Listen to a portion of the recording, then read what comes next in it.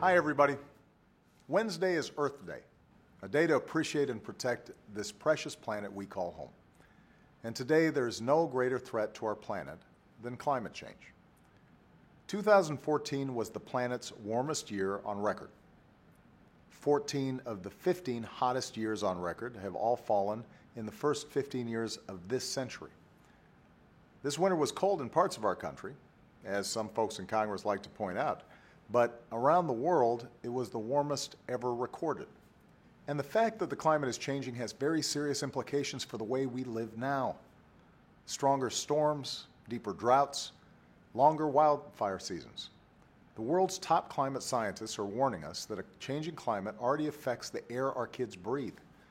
Last week, the Surgeon General and I spoke with public experts about how climate change is already affecting patients across the country.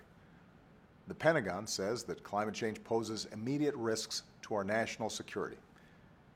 And on Earth Day, I'm going to visit the Florida Everglades to talk about the way that climate change threatens our economy.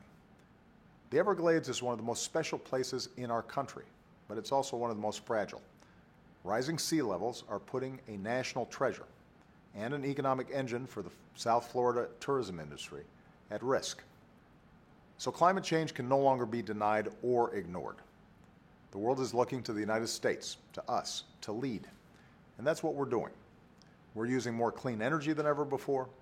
America's #1 in wind power, and every 3 weeks we bring online as much solar power as we did in all of 2008. We're taking steps to waste less energy with more fuel-efficient cars that save us money at the pump, and more energy-efficient buildings that save us money on our electricity bills. So thanks in part to these actions, our carbon pollution has fallen by 10% since 2007, even as we've grown our economy and seen the longest streak of private sector job growth on record. We've committed to doubling the pace at which we cut carbon pollution, and China's committed for the first time to limiting their emissions. And because the world's two largest economies came together, there's new hope that with American leadership this year, the world will finally reach an agreement to prevent the worst impacts of climate change before it's too late. This is an issue that's bigger and longer lasting than my presidency. It's about protecting our God-given natural wonders and the good jobs that rely on them. It's about shielding our cities and our families from disaster and harm. It's about keeping our kids healthy and safe. This is the only planet we've got. And years from now, I want to be able to look our children and grandchildren in the eye and tell them that we did everything we could to protect it. Thanks, everybody, and have a great weekend.